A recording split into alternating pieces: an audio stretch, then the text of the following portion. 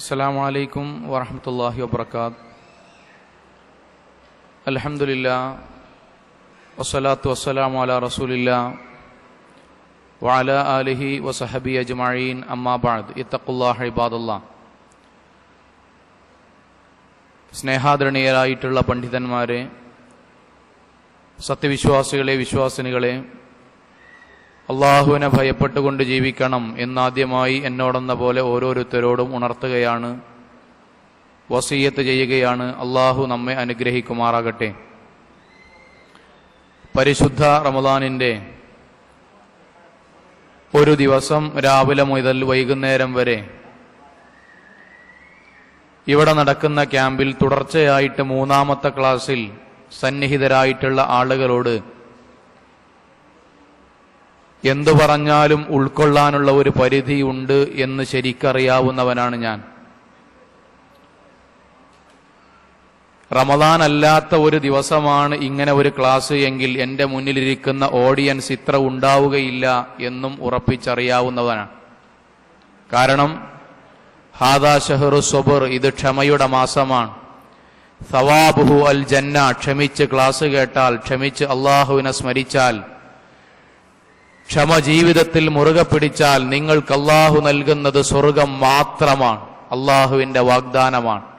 അതുകൊണ്ട് ഈ ക്ലാസ്സിന് ശേഷം ഇൻഷാ അള്ളാഹ് ക്വിസ് പ്രോഗ്രാം ഉണ്ടായിരിക്കുന്നതാണ്. അതുവരെ 1 മണിക്കൂർ നേരം ഇൻഷാ അള്ളാഹ് നമ്മളുമായി ബന്ധപ്പെട്ട, ഇസ്ലാഹി പ്രവർത്തകരുമായി ബന്ധപ്പെട്ട, പാരത്രിക ലോകവുമായി ബന്ധപ്പെട്ട 1-2 കാര്യങ്ങൾ സൂചിപ്പിക്കാനാണ് ഇൻഷാ അള്ളാഹ് ഉദ്ദേശിക്കുന്നത്.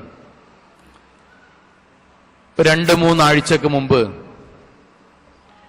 ഞങ്ങളുടെ നാട്ടിൽ ഒരു 25 വയസ്സുകാരനായ ഒരു മുജാഹിദ് പ്രവർത്തകൻ മരണപ്പെട്ടു.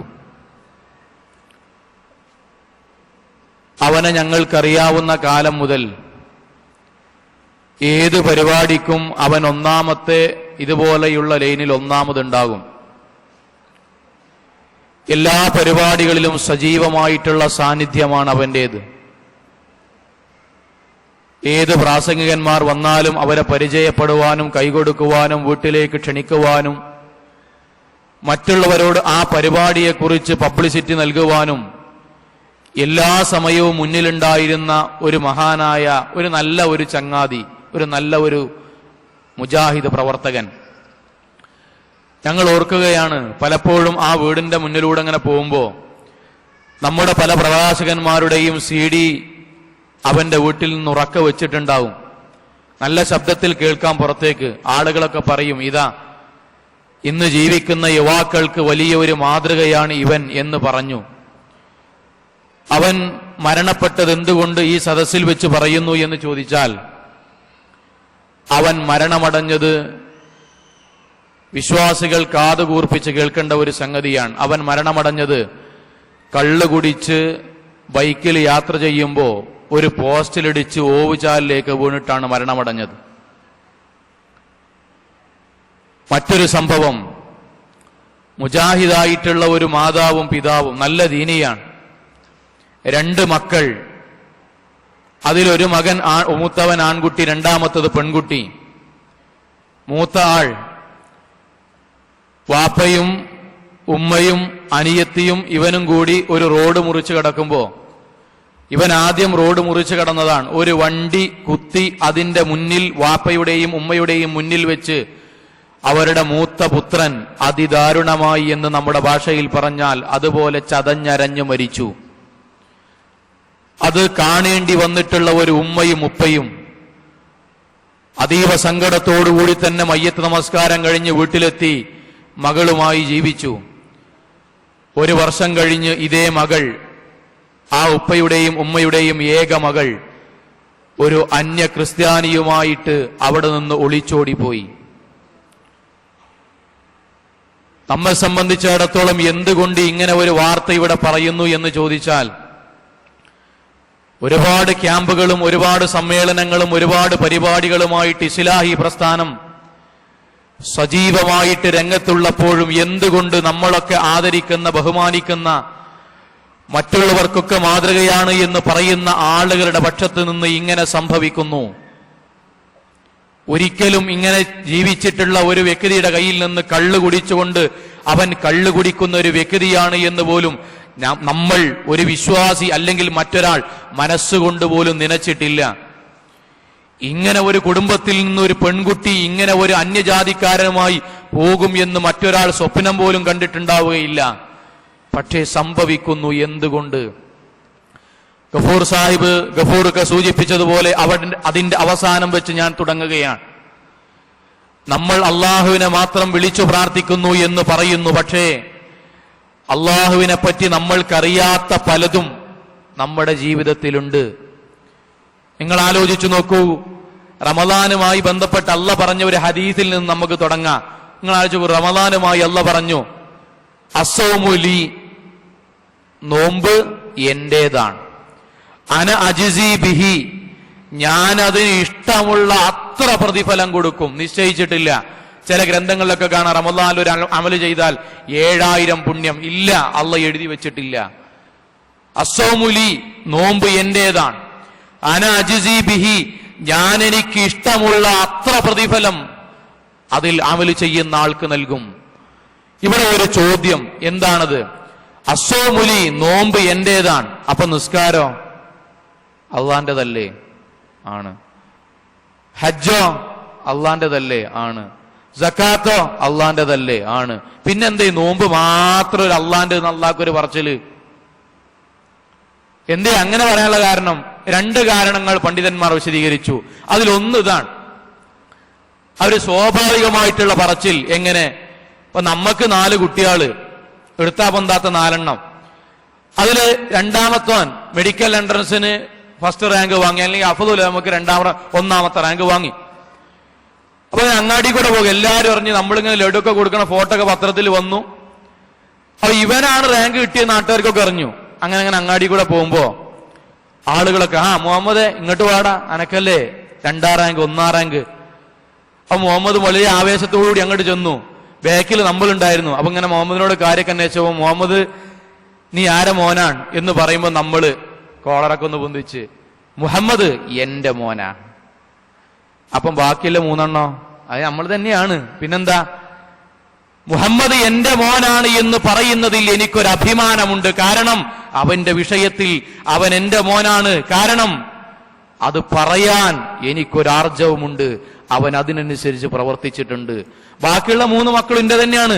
ഞാൻ അവനോട് പെരുമാറുന്നിടത്ത് ഒരു വക്രതയോ ഒരു അന്യായമോ കാണിക്കുന്നില്ല. പക്ഷേ ഇവൻ എന്റെ മോനാണ് എന്ന് പറയുന്നതിൽ എനിക്ക് അഭിമാനമുണ്ട്. അതുപോലെ അള്ളാഹു പറയുന്നു, നോമ്പ് നോറ്റവൻ എന്നെ സ്നേഹിക്കുന്നു, നോമ്പ് എന്റേതാണ് എന്ന് പറയുന്നതിൽ പ്രപഞ്ചനാഥനായ പടച്ചതമ്പുരാൻ അഭിമാനമുണ്ട്. 2ാമത്തെ കാരണമാണ് നമ്മുടെ വിഷയം.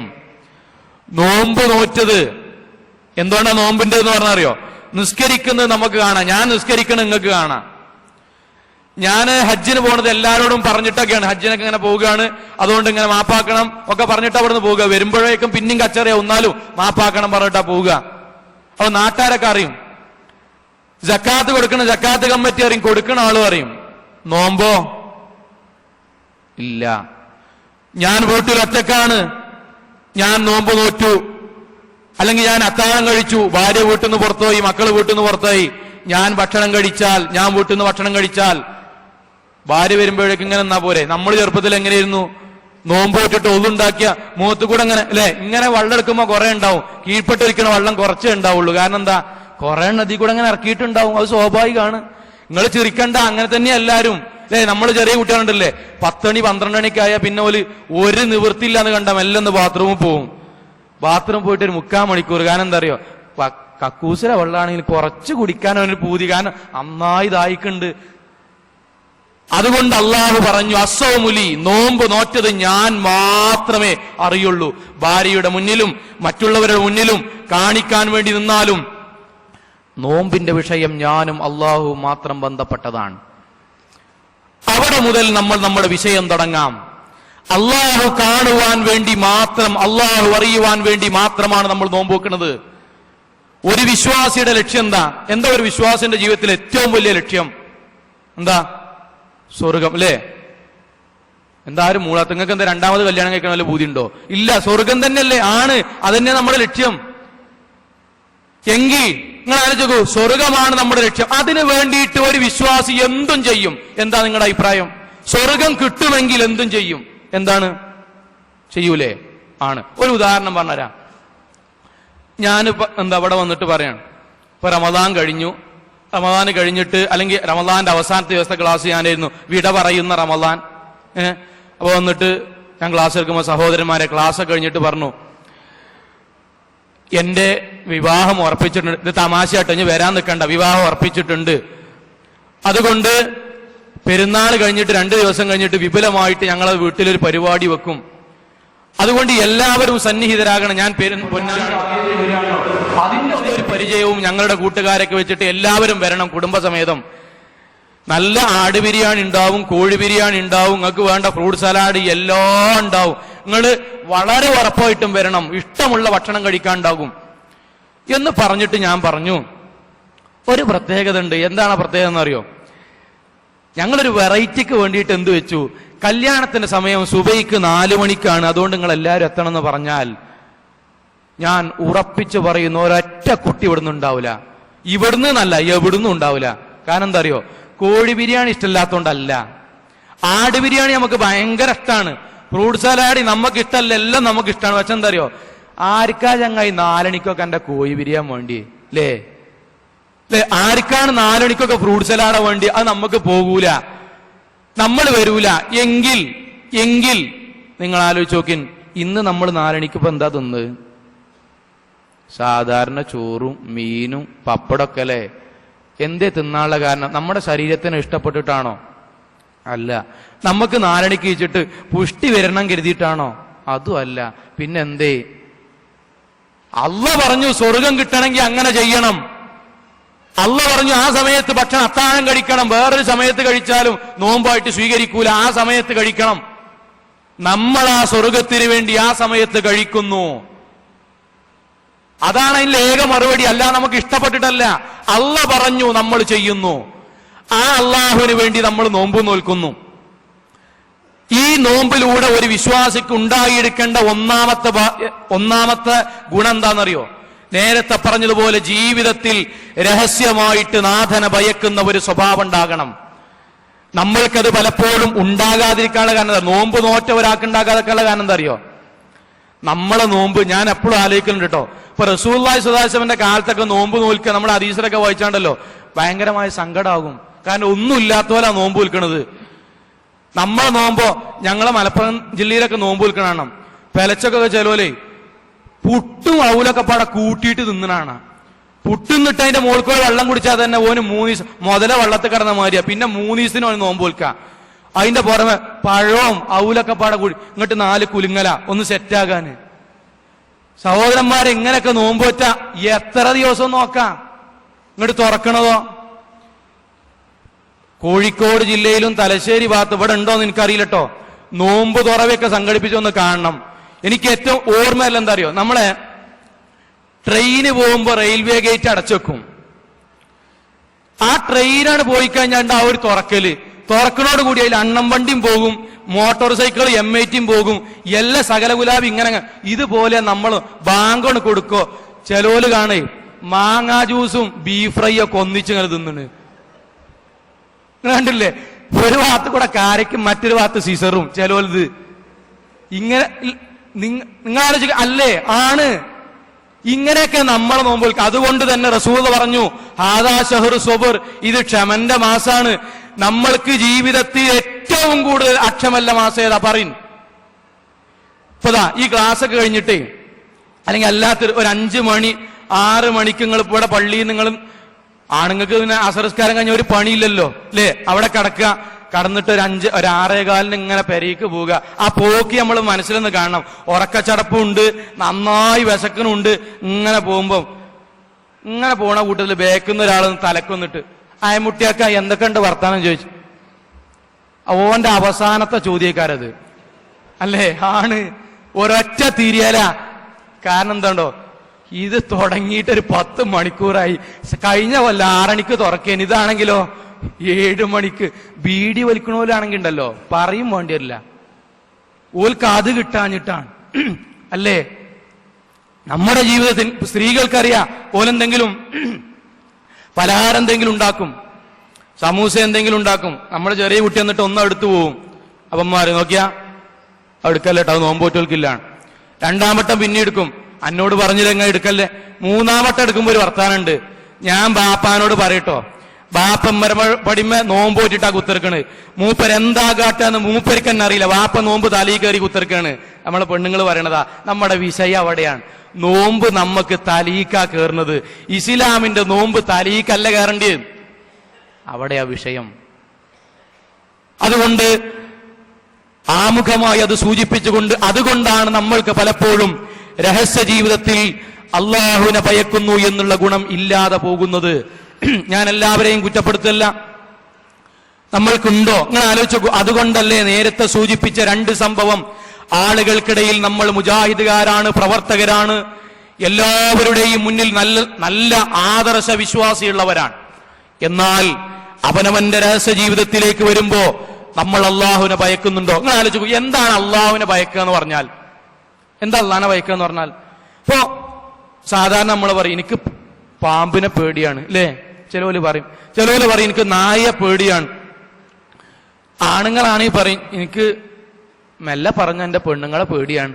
പെണ്ണുങ്ങൾ പറയും എനിക്ക് മാപ്പിളനെയും പേടിയാണ്. ഓല് രണ്ടാളും പറയും മക്കളൊക്കെ വലുതായി ഓല് ഇങ്ങോട്ട് കാട്ടുമെന്ന് ഞങ്ങൾക്ക് ഭയങ്കര പേടിയാണ്. അതൊക്കെ വ്യക്തി വരാമാണ്. ഞാൻ പറയാ, അല്ലെങ്കിൽ നമ്മൾ പറയാ എനിക്കെന്റെ അള്ളാഹുവിനെ പേടിയാണ് എന്നുള്ളത് ഞാൻ നായയെ പേടിക്കുന്നു എന്ന് പറയണ പോലെയാണോ? അല്ല. എനിക്കെന്റെ ഭാര്യയെ പേടിയാണ് എന്ന് പറയുന്നത് പോലെയാണോ എനിക്കെന്റെ അള്ളാഹുവിനെ ഭയക്കുന്നു എന്ന് പറയുന്നത്? അല്ല. പിന്നെയോ, ഇന്ന റബ്ബക ലബിൽ മിർസാദ്, ഇതാ എന്റെ ജീവിതത്തിന്റെ ഓരോ നിമിഷങ്ങളും എന്റെ നാഥൻ പതിയിരുന്ന് നിരീക്ഷിക്കുന്നുണ്ട്. മാ യൽഫിദു മിൻ ഖൗലിൻ ഇല്ലാ ലദൈഹി റഖീബുൻ അതീദ്, എന്റെ ജീവിതത്തിൽ എന്റെ വായിൽ നിന്ന് ആ എന്ന് പറയുന്ന ഒരക്ഷരം പോലും പുറത്തേക്ക് വരികയില്ല. കിറാമൻ കാത്തിബീൻ, അള്ളാഹു നിശ്ചയിച്ചിട്ടുള്ള മലക്കുകൾ എഴുതാതെ. വഹുവ മഅകും, ആ അള്ളാഹു എന്റെ കൂടെയുണ്ട്. ഐനമാ കുൻതും, അങ്ങാടിയിലാകട്ടെ, റൂമിലാകട്ടെ, ജോലി സ്ഥലത്താകട്ടെ, വാഹനത്തിലാകട്ടെ, അവനവന്റെ വീടിന്റെ സ്വകാര്യതയിലാകട്ടെ, വഹുവ മഅകും, ആ അള്ളാഹു എന്റെ കൂടെയുണ്ട്. അതുകൊണ്ട് ഞാൻ ആ നാഥനെ ഭയക്കുകയാണ്, ഞാൻ ആ നാഥനെ പേടിക്കുകയാണ്.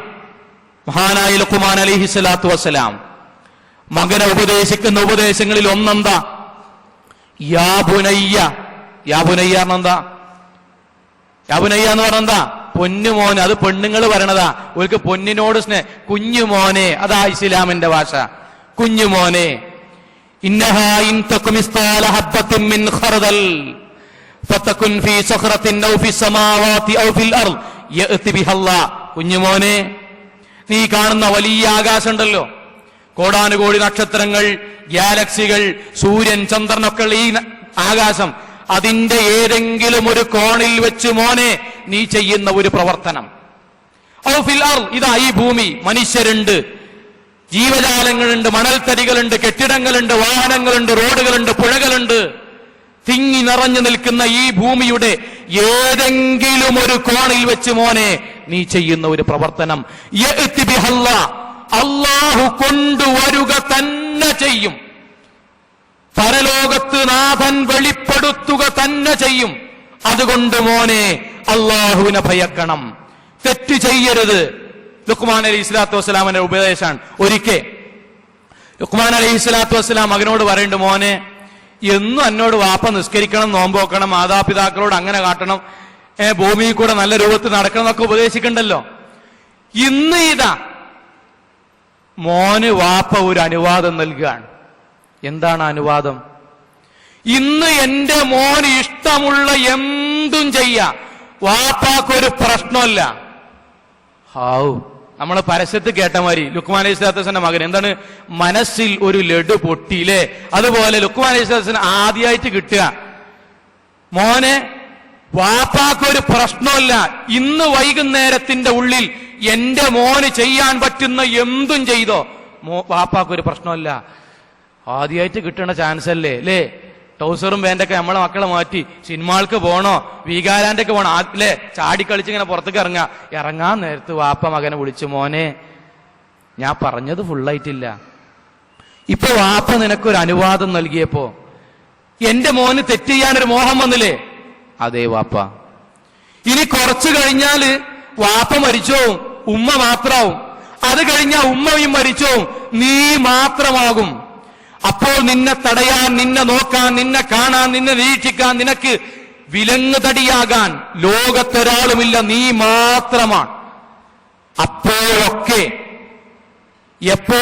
അപ്പോൾ നിനക്ക് തെറ്റ് ചെയ്യാൻ വലിയ മോഹമായിരിക്കും. അങ്ങനെ നിനക്ക് ജീവിതത്തിൽ എപ്പോഴൊക്കെ തെറ്റ് ചെയ്യാനാകുമോ അപ്പോഴൊക്കെ ഇപ്പോഴും നീ ചെയ്യേണ്ട ഒരു പ്രവർത്തനമുണ്ട്. എന്താണെന്ന് അറിയോ? അല്ലാഹ് കാണാത്തൊരു സ്ഥലത്ത് പോയി മോൻ തെറ്റ് ചെയ്തോ, വാപ്പാക്കൊരു പ്രശ്നമില്ല, മോന്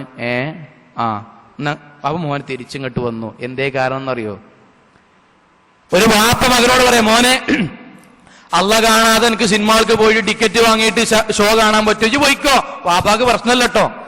അല്ലാഹ് കാണാതെ അഞ്ചന്റെ സ്വത്ത് ഇവിടുന്ന് മെല്ലെ കുറച്ച് അതിരിങ്ങട്ട് ഒന്ന് വളച്ചിട്ട് ഇങ്ങനെ എടുക്കാൻ പറ്റുമോ? ഇജ്ജ് എടുത്തോ, വാപ്പാക്ക് പ്രശ്നമല്ല. പക്ഷെ അല്ലാഹ് കാണരുത്. അല്ലാഹ് കാണാതെ മറ്റുള്ളവന്റെ പൈസയും മറ്റുള്ളവന്റെ സമ്പാദ്യവും ഇങ്ങോട്ട് കൈക്കലാക്കാൻ പറ്റുമോ? ഇജ്ജ് ചെയ്തോ, പക്ഷെ അല്ലാഹ് കാണരുത്. നാളെ പരലോകത്ത് കൊണ്ടുവരരുത്. എന്നിട്ട് നരകത്തിന്റെ മുന്നിൽ വെച്ചിട്ട്, വാപ്പാന്റെ മുന്നിൽ വെച്ചിട്ട് മകനെ ശിക്ഷിക്കരുത്. അതിന് ധൈര്യമുണ്ടെങ്കിൽ മോൻ ചെയ്തോ. ഒരു വാപ്പ മകനെ ഉപദേശിക്കുന്ന മറ്റൊരു രൂപമാണ്. പ്രിയപ്പെട്ടവരെ, ഈ ഒരു വിശ്വാസം നമ്മുടെ ജീവിതത്തിലുണ്ടോ? ഒരു സംഭവം കൂടി പറഞ്ഞ് നമ്മുടെ ജീവിതത്തിലേക്ക് നമ്മൾക്ക് വരാം. മഹാനായ ഉമർ ഇബ്നുൽ ഖത്താബ് റളിയല്ലാഹു അൻഹുവിന്റെ കാലഘട്ടത്തിൽ ഒരു എംഎസ്എമ്മുകാരൻ ഉണ്ടായിരുന്നു. 10-18 വയസ്സുള്ള ഒരു എംഎസ്എമ്മുകാരൻ ഉമർ ഇബ്നുൽ ഖത്താബ് റളിയല്ലാഹുവിന്റെ കാലത്ത്. ആ എംഎസ്എമ്മുകാരന്റെ പണി ആടിനെ മേയ്ക്കാൻ. മുതലാളിന്റെ 10-700 ആടിനെയും കൊണ്ട് ഇങ്ങനെ പോവുകയാണ്. അങ്ങനെ പോകുമ്പോ ആളുകളുടെ സ്ഥിതിവിശേഷങ്ങൾ അറിയാൻ വേണ്ടിയിട്ട് ഉമർ ഇബ്നുൽ ഖത്താബ് റളിയല്ലാഹു അൻഹു വേഷപ്രച്ഛന്നായിട്ട് ഇങ്ങനെ പരിസരത്ത് കൂടി നടക്കുമ്പോ ഈ ബാലനെയും ഈ 10-700 ആടുകളെയും കണ്ടു. അപ്പൊ ഉമർ ഇബ്നുൽ ഖത്താബ് റളിയല്ലാഹു അൻഹു ചെന്നിട്ട് അവനോട് ചോദിച്ചു, പരീക്ഷിക്കാൻ വേണ്ടിയിട്ട്, മോനെ ഇതിൽ നിന്നൊരു ആടിനെ എനിക്ക് തരുമോ? അപ്പൊ ഉമർ ഇബ്നുൽ ഖത്താബ് റളിയല്ലാഹു അൻഹുവിനോട് ഉമർ ഇബ്നുൽ ഖത്താബ് റളിയല്ലാഹു അൻഹു അറിയില്ല, അതുകൊണ്ട് തന്നെ പറഞ്ഞു, അല്ലയോ ഇക്കാക്ക, ഇത് എന്റെ ആടല്ല. അപ്പൊ ഉമർ ഇബ്നുൽ ഖത്താബ് റളിയല്ലാഹു അൻഹു, എടാ 10-700 ആടില്ലേ, ഞാൻ എനിക്ക് നല്ല വില തരാം, എനിക്ക് അത്യാവശ്യമായിട്ടാണ്. നീ എനിക്ക് ആടിനെ തന്നാൽ നിനക്ക് നല്ല വില കിട്ടും, പിന്നെ മുതലാളിന്റെ അല്ലേ. 10-700 ആടിനെയും കൊണ്ടൊരു കാട്ടുകൂടെ പോകുമ്പോ 4-5 എങ്ങനെയാലും ചെന്നായ പിടിക്കും. ഇന്നൊന്ന് ഏറെ പിടിച്ചു എന്ന് പറഞ്ഞാ പോരെ, പിന്നെ എന്നും ഇപ്പത് പീഡിയത്തെ കണക്കെണ്ണണ മാതിരി എന്നും എണ്ണണ സാധനമല്ലല്ലോ, ആടല്ലേ, ചത്തൊക്കെ പോവും, അങ്ങനെ പോയി എന്ന് പറഞ്ഞാൽ മതി, ഒരു പ്രശ്നമല്ല. അപ്പൊ ഈ എംഎസ്എമ്മുകാരനായ ബാലൻ ഉമർ ഇബ്നുൽ ഖത്താബ് റളിയല്ലാഹു അൻഹുവിനോട് ചോദിച്ച ഒരു ചോദ്യമുണ്ട്, ഇക്കാക്ക, ഞാൻ നിങ്ങൾക്ക് എന്റെ കൂട്ടത്തിൽ നിന്ന് മുതലാളി അറിയാതെ ഒരു ആടിനെ തരാം. നിങ്ങളുടെ ആവശ്യം ഞാൻ നിറവേറ്റാൻ എനിക്ക് പണത്തിന് അങ്ങേയറ്റത്തെ ആവശ്യമുണ്ട്. അതിനുവേണ്ടി നിങ്ങളുടെ കയ്യിൽ നിന്ന് ഞാൻ ആ പണം സ്വീകരിക്കുകയും ചെയ്യാം. പക്ഷേ എന്റെ ഒരു ചോദ്യത്തിന് താങ്കൾ ഉത്തരം പറയണം. അല്ലാഹു എവിടെയാണ്? ആ അല്ലാഹു കാണാതെ നിങ്ങൾക്ക് എന്റെ കയ്യിൽ നിന്ന് ഒരാടിനെ ഇങ്ങോട്ട് വാങ്ങാൻ കഴിയുമെങ്കിൽ നിങ്ങൾ വാങ്ങിക്കോ. ആ അല്ലാഹു അറിയാതെ നാളെ പരലോകത്ത് വിചാരണ ചെയ്യാതെ നിങ്ങളുടെ കയ്യിൽ നിന്ന് ഒരു തുണ്ടം രൂപ എനിക്ക് വാങ്ങാൻ കഴിയുമെങ്കിൽ നിങ്ങൾക്ക് എനിക്ക് തരാം. ഇത് കേട്ടിട്ടാണ് ഉമർ ഇബ്നുൽ ഖത്താബ് റളിയല്ലാഹു അൻഹു പുറംതിരിഞ്ഞു നിന്നു. കണ്ണീരോടുകൂടി കണ്ണുകളിൽ നിന്ന് കണ്ണുനീർ ധാരധാരയായി ഒഴുകിയിട്ട് ഉമർ ഇബ്നുൽ ഖത്താബ് റളിയല്ലാഹു അൻഹു പറഞ്ഞു, ഉമറിന്റെ ഭരണകൂടത്തിൽ അള്ളാഹുവിനെ ഇത്രമാത്രം ഭയക്കുന്ന ഒരു കുട്ടിയോ? ഉമറിന്റെ അവസ്ഥ എന്താണ്? ഈ ഒരു അവസ്ഥ, ഈ ഒരു ഭയം പ്രിയപ്പെട്ടവരെ നമ്മുടെ ജീവിതത്തിലുണ്ടോ? ഒരു ചോദ്യം ഞാൻ നിങ്ങളോടും നിങ്ങൾ എന്നോടും നമുക്കൊരു കൂടിയാലോചനക്ക് വേണ്ടിയിട്ട്.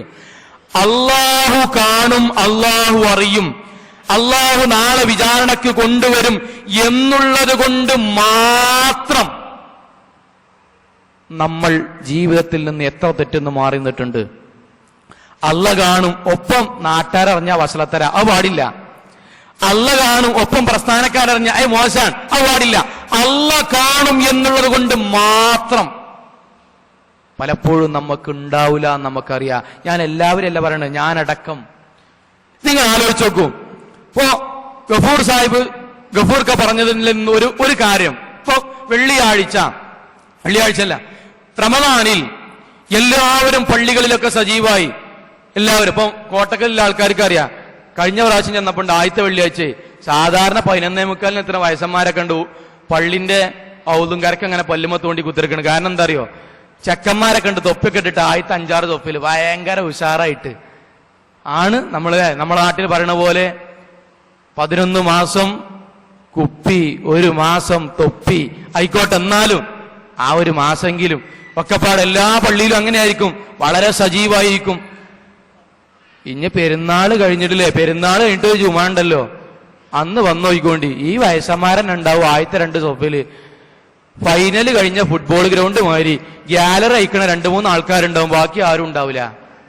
അല്ലേ, ഞങ്ങളുടെ നാട്ടില് റെയിൽവേന്റെ അടുത്തൊരു പള്ളിയുണ്ട്, ചെറിയൊരു പള്ളിയാ. ആ പള്ളിയില് അത്യാവശ്യം ചെറിയ പള്ളിയാ. ഒരു മുഅദ്ദീൻ, അയാൾ തന്നെ ഇമാമ്. അപ്പൊ അയാൾക്ക് ശമ്പളം കൊടുത്ത് നിർത്തി. അപ്പൊ അയാളെ നിർത്തിയിട്ട് 2 ആഴ്ച കഴിഞ്ഞിട്ട് അയാൾ കമ്മിറ്റിക്കാരോട് പറഞ്ഞു, അർജന്റ് കമ്മിറ്റി കൂടണം കേട്ടോ. ആയിക്കോട്ടെ, അർജന്റ് കമ്മിറ്റി ആയിക്കോട്ടെ. അപ്പൊ കമ്മിറ്റി കൂടിയപ്പോ ഇയാൾ എനിക്ക് ഒന്നാമതൊരു കാര്യം പറയണം, എന്താണ്, എനിക്കിവിടെ ഒരു അസിസ്റ്റന്റ് വേണം പറഞ്ഞു. അപ്പൊ അനക്ക് അസിസ്റ്റന്റോ, ഇവിടെ ആകെ 2 മൂത്രപ്പരുണ്ട്, അതെന്നെ ഇജ്ജാ നടക്കല്, അനക്ക് വേറൊരു പണിയില്ല, പിന്നെ ഈ പള്ളി ആകെ 2 റൂമിന്റെ അത്ര ഉണ്ട്, ഞാൻ എനക്ക് വേറെ അസിസ്റ്റന്റോ. അപ്പൊ ഇയാൾ പറഞ്ഞു, പള്ളി ക്ലീനാക്കലും ബാങ്ക് കൊടുക്കലൊക്കെ ഞാൻ തന്നെ നോക്കിക്കൊണ്ട്, എനിക്കതല്ല, എനിക്കൊരു ജമാഅത്ത് കിട്ടാനാണ്, ബേക്കിലൊന്ന് നിൽക്കാനൊരു അസിസ്റ്റന്റ്, അതിനാ ഞാൻ പറഞ്ഞത്. ഒരു മനുഷ്യൻ ഈ പള്ളിക്കില്ല, ആ പള്ളി റമദാനിൽ കാണാം നിറഞ്ഞിട്ട് പുറത്തു കൂടെ ഞാൻ ഒഴുകണ്. സഹോദരന്മാരെ, നമ്മൾ പറയണ എന്താ അറിയോ, നമ്മൾ ഈ ഇരിക്കുന്ന ആളുകൾ റമദാൻ കഴിഞ്ഞാലും സുബൈ ഉണ്ടാവുമല്ലോ, റമദാൻ കഴിഞ്ഞാലും സുബൈ ബാങ്ക് കൊടുക്കുമല്ലോ. എത്ര ആളുകൾ റമദാൻ കഴിഞ്ഞിട്ടും സുബൈക്ക് പള്ളിക്ക് പോകുന്നുണ്ട്? ഞാൻ അള്ളാഹുവിനെ രഹസ്യമായിട്ട് ഭയക്കുന്നുണ്ടോ എന്നില്ലാണ് ഒരു ഉദാഹരണം. എത്ര ആളുകൾ സുബൈക്ക് പള്ളിക്ക് പോലുണ്ട്? റസൂലുള്ളാഹി സ്വല്ലല്ലാഹു അലൈഹി വസല്ലം പറഞ്ഞു, 2 ഗുണങ്ങൾ, 2 ലക്ഷണങ്ങൾ ഒരു മുനാഫിക്കിൻ്റെതാണ്. 2 ലക്ഷണങ്ങൾ ഒരു മുനാഫിക്കിൻ്റെതാണ്. 1, അവൻ വായെടുത്ത കളവ് പറയാ. 2, ഒരുപാട് തവണ റസൂൽ പലരും 3-4 ഒക്കെ പറയണ്, അതിൽ ഒരു ഹദീസിൽ വന്ന മറ്റെന്താ അറിയോ, സുബഹിക്കും അസറിനും അവന് പള്ളിക്ക് വരാൻ മടി, മുനാഫിക്കിന്റെ ലക്ഷണമാണ്. ശാസ്ത്രം പറഞ്ഞു 2 ജീവികളാണ് സുബഹിക്ക് എണീക്കാത്തത്, 1 പട്ടി, 2 ആ ടൈപ്പ്പ്പെട്ട മനുഷ്യന്മാരും. ശാസ്ത്രം പറഞ്ഞതാണ്, ഞാൻ പറഞ്ഞതല്ല, ശാസ്ത്രം പറഞ്ഞതാണ്. സഹോദരന്മാരെ, നിങ്ങൾ ആലോചിച്ച് നോക്കൂ. ചിലവര് പറയും, മൗലവി ബാങ്ക് അങ്ങോട്ട് കേൾക്കണില്ല, ഫാനിന്റെ ഒച്ചോണ്ട്. ചിലവര് ഗൾഫിലൊക്കെ പോയാൽ പറയുന്നറിയോ, മൗലവി ഭയങ്കര ഹ്യൂമിഡിറ്റി ആയിരുന്നു, ഹ്യൂമിഡിറ്റി. എന്തറിയോ, നീക്കാൻ വയ്യാം. അതേ ആൾക്കാർ ഇപ്പൊ എണീക്കുന്നുണ്ട്. നമ്മൾ അറിയേണ്ട സംഗതി എന്തറിയോ, സുബൈക്ക് പള്ളിയിലെത്താത്ത ഒരാളെ സംബന്ധിച്ചിടത്തോളം അള്ളാൻ റസൂൽ പറഞ്ഞെന്തറിയോ, അവന്റെ ചെവിയിൽ പിശാച് മൂത്രമൊഴിക്കും. അതിന്റെ അർത്ഥം എന്താ അറിയോ, ഓനെ പിശാചിന് വരെ കക്കൂസായിട്ട് തോന്നിയിരിക്കുന്നത്, ഓൻ അതിനെ പറ്റുള്ളൂ. നിലവാരമില്ലാത്ത ടീമാണ്, പിശാചിനെ തോന്നിയെന്നാ പറഞ്ഞത്. നിങ്ങൾക്കറിയുന്ന, നമുക്ക് എല്ലാവർക്കും അറിയുന്ന ഒരു ചരിത്രമല്ലേ അല്ലേ, അബ്ദുല്ലാഹ് ഇബ്നു ഉമ്മ മക്തൂം റളിയല്ലാഹു അൻഹു കണ്ണ് കാണാത്തൊരു സഹാബിയാണ്. ആ സഹാബി റസൂലുള്ളാഹിന്റെ പള്ളിക്ക് വന്നിട്ട് ളുഹർ നിസ്കാരത്തിന് വന്നാല് അസർ കഴിഞ്ഞിട്ടേ പോകുള്ളൂ. എന്തേ കാരണം എന്നറിയോ, ളുഹർ നിസ്കാരം കഴിഞ്ഞിട്ട് വീട്ടിലേക്ക് തപ്പിത്തടഞ്ഞ് കണ്ണ് കാണാതെ അങ്ങോട്ട് എത്തുമ്പോഴേക്കും 10 മിനിറ്റ് കഴിഞ്ഞാൽ അസർ ബാങ്ക് കൊടുക്കും, പിന്നെ ഇങ്ങോട്ട് വരാൻ സമയമല്ല. അപ്പൊ ളുഹർ കഴിഞ്ഞിട്ട് അസറും കഴിഞ്ഞിട്ട് അവിടെ പോവുള്ളൂ. അപ്പൊ അബ്ദുല്ലാഹ് ഇബ്നു മക്തൂം റളിയല്ലാഹു അൻഹു ഒരിക്കൽ റസൂലുള്ളാഹിനോട് ചോദിച്ചു, റസൂലുള്ളാഹ്, ഞാൻ കണ്ണ് കാണാത്ത ഒരാളല്ലേ, എന്തെങ്കിലും ഒരു ഉദ്ർ, ഒരു ഇളവ്, ഒരു വക്തിനെങ്കിലും ഒരു ഇളവ് എനിക്കുണ്ടോ? റസൂലുള്ളാഹി സ്വല്ലല്ലാഹു അലൈഹി വസല്ലം പറഞ്ഞു, ആയിക്കോട്ടെ, നീ ഒരു വക്തിന് വരണ്ട. ഏതൊരു വക്ത് റസൂലുള്ളാഹി പറഞ്ഞു, നീ വരണ്ട. അങ്ങനെ അബ്ദുല്ലാഹ് ഇബ്നു മക്തൂം റളിയല്ലാഹു അൻഹു ഇങ്ങനെ പള്ളിയിൽ നിന്ന് ഇറങ്ങി പോവുക. ഇറങ്ങി ഇങ്ങനെ പോയപ്പോ റസൂലുള്ളാഹി ചോദിച്ചു, ഖിഫ്, ഉമ്മ മക്തൂം, ഒന്ന് നിൽക്ക്. ഹൽ തസ്മഉൽ ആവാൻ, നീ ബാങ്ക് കേൾക്കുന്നുണ്ടോ? ഫഅജാബ്, ഉത്തരം പറഞ്ഞു, നഅം, അതെ. എങ്കിൽ അല്ലാഹുവിന്റെ റസൂലിന്റെ മറുപടി, ഫസ്തജിബ്, എങ്കിൽ ഉത്തരം നൽകണം. ആരോട്? കണ്ണ് കാണാത്ത അബ്ദുല്ലാഹ് ഇബ്നു മക്തൂം റളിയല്ലാഹു അൻഹുവിനോട്. ആര്? നിങ്ങൾ ഉംറക്ക് പോയിട്ടുള്ള ഹജ്ജിന് പോയിട്ടുള്ള ആളുകൾക്കറിയാം എന്താണ് റസൂലുള്ളാഹി താമസിച്ച അങ്ങാടി. അവിടെ നിന്ന് പോയി നോക്കണങ്ങള്. സഹോദരന്മാരെ, നമ്മൾ അന്താളിച്ചു നിന്ന് പോകും. ഈ 2011 വരെ അവിടെ ഒരു കിണറില്ല. അറിയോ? റസൂലുള്ളാഹി താമസിച്ച അങ്ങാടിയിലെ 2011 ഒരു കിണർ കുടിക്കാൻ പറ്റൂല. അമ്മാതിരി കട്ടപ്പാറയാണ്. അതിലൂടെ ഈ സഹാബിവര്യന്മാര് ചെരുപ്പില്ല, സ്ലിപ്പോൺസ് ഒന്നും ഇല്ലെന്ന് നടക്കുകയാണ്, വെറും കാലുകൊണ്ട്. കണ്ണ് കാണാത്ത സഹാബിയ. ആ സഹാബിനോട് റസൂലുള്ളാഹി പറഞ്ഞത് ഫസ്തജിബ്, ബാങ്ക് കേട്ട് ഉത്തരം നൽകണം. നമ്മളെ കഥ അറിയാതെ ഉണ്ടല്ലോ ചിലപ്പോ. എന്നും നീക്കാത്ത ഒരാള് മൂത്രയിക്കാനൊക്കെ നീക്കുമ്പോ അറിയാതെ ബാങ്ക് ഇങ്ങനെ കേൾക്കും. പടച്ചോനല്ലേ സുബൈ ബാങ്ക്. അപ്പൊ ഹയ്യാല സ്വലാത്ത് ഹയ്യാലൽ ഫലാ എന്ന് വേണ്ടിട്ട് അസ്സലാത്തു ഖൈറും മിനൻ നൗം.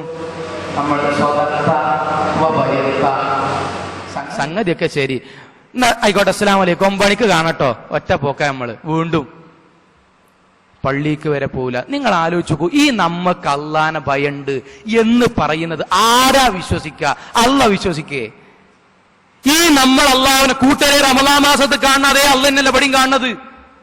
റമദാൻ മാസത്തെ എഴുതി വെക്കണ അതേ മലക്കാണ് എന്നെ പുറത്തുമല്ല എഴുതി വെക്കുന്നത്. എന്തേ നമ്മൾ പോകാത്തത്? എന്തേ നമ്മൾ പള്ളിയിലേക്ക് എത്താത്തത്? ഒരു മുജാഹിദ് പ്രവർത്തകന്റെ ജീവിതത്തിന്റെ ഞാനെന്നും ചില എന്റെ അധ്യാപകരിൽ നിന്ന് കേൾക്കുന്ന ഒരു സംസാരമുണ്ട്. ഇപ്പം നല്ല ഇതുപോലെ സുബൈക്കൊക്കെ വരണം എന്ന് പറഞ്ഞിട്ട് ക്ലാസ് ഒക്കെ എടുത്തിട്ടേ നമ്മൾ അവിചാരിതമായിട്ട് ഇപ്പൊ ക്ലാസ് എടുക്കണ ഇന്റെ വാലിലേക്ക് നിങ്ങൾ ആരെങ്കിലും വരികയാണെങ്കിൽ ഉണ്ടല്ലോ, ചിലപ്പം സുബൈക്ക് ഉണ്ടാവും 2-3 ആൾക്കാർ. അപ്പൊ നിങ്ങൾ അല്ല മൗലവി, നിങ്ങൾ വലിയ ആവേശത്തിലൊക്കെ പൊന്നാനി വന്ന് വർത്താനം പറഞ്ഞല്ലോ അല്ലേ? ഒരു നാടിന്റെ നാടീമിടിപ്പ് സുബൈ നിസ്കാരത്തിന് ആളാണ്. എന്നിട്ട് എന്തേ 3 ആളോ? നിങ്ങളും നിങ്ങളെ വാപ്പിയും പിന്നെ നിങ്ങൾ 5 വേറെ ആരും ഇല്ല ഇവിടെ. അപ്പൊ നമ്മൾ നേരെ പ്ലേറ്റാണ് മാറ്റും അല്ലേ? ഇവിടെ എല്ലാ പ്രവർത്തകരും ഗൾഫിൽ പോയതാണ്. കഴിഞ്ഞു. നമ്മളെ നാട്ടിലത്തെ സ്ഥിരം എന്ത് കഴിച്ചാലും പറയാം എല്ലാരും ഇവിടെ ഗൾഫിൽ പോയതാണ്. സഹോദരന്മാരെ, നമ്മുടെ ഒരു മുജാഹിദ് പ്രവർത്തകരുടെ ഒന്നാമത്തെ ക്വാളിറ്റി, അവൻ എണീറ്റതിനു ശേഷം അവന്റെ ജീവിതത്തിൽ നിർവഹിക്കുവാനുള്ള ഒന്നാമത്തെ ഇബാദത്ത് പോലും നഷ്ടപ്പെടുത്തുന്നവനാണ് മുജാഹിദ് പ്രവർത്തകനോ. ഇവനാണ് അള്ളാഹുവിനെ പേടി. കുറ്റം പറയല്ല, ആലോചിക്കുക. അപ്പൊ നമ്മൾ അള്ളാഹുവിനെ രഹസ്യമായി ഭയപ്പെടുന്നുണ്ട് എങ്കിൽ നമ്മുടെ ജീവിതത്തിൽ റമദാൻ ആണെങ്കിലും അല്ലെങ്കിലും ഒരുപോലെയാകണം. നമ്മളത് അങ്ങനെ ആകലില്ല. ഞങ്ങളുടെ നാട്ടിൽ ചന്തക്കുന്ന് ബസ് സ്റ്റോപ്പ് കഴിഞ്ഞിട്ട് ഇവിടെ ഒരു സിനിമാ ഹാളാണ്, ഫെയർലാൻഡ് എന്ന് പറയും. അപ്പൊ 2 വർഷങ്ങൾക്ക് മുമ്പാണ് തോന്നുന്നു, ഒരു ചന്തക്കുന്നിൽ നിന്ന് മഞ്ചേരിയിലേക്ക് ഒരു ബസ് പോകും. അപ്പൊ സിനിമാൾ ഇവിടെ അടുത്ത് തന്നെയാണ്. ഇങ്ങനെ പോകുക റമദാൻ 28 കേട്ടോ. അപ്പൊ ഒരു വണ്ടി ഇങ്ങനെ പോകുമ്പം സീറ്റിൽ ഇങ്ങനെ സൈഡിലുണ്ടല്ലോ ഒരു സാധാരണ ചങ്ങായി, ഒരു മുസ്ലിം നിൽക്കുക. ഉണ്ടായ ഒരു സംഭവാട്ടോ. അപ്പൊ അങ്ങനെ പോകുമ്പോണ്ട് അവിടെ സിനിമകളിൽ മമ്മൂട്ടിന്റെ ഒരു പോസ്റ്റർ, റമദാൻ 28. അങ്ങനെ സിനിമകളുടെ മുന്നിൽ കൂടെ പോകുമ്പോ പുറത്തേക്ക് വണ്ടിന്റെ പുറത്തേക്ക് കൈയിട്ടിട്ട് പറയണേ, മമ്മൂട്ടി 2 ദിവസം കൂടി അത് കഴിഞ്ഞിട്ട് ഞാൻ അങ്ങോട്ട് വരാം. വണ്ടിന്റെ ഉള്ളെന്ന് പറഞ്ഞ മമ്മൂട്ടി 2 ദിവസം കൂടി, ഇപ്പൊ റമദാൻ 28 2 ദിവസം കൂടി ഇങ്ങോട്ട് കഴിയട്ടെ, ലൈലത്തുൽ ഖദറൊക്കെ ഞങ്ങൾ എടുക്കട്ടെ, ഇങ്ങോട്ട് വേണമെന്ന് അങ്ങോട്ട് വരാൻ.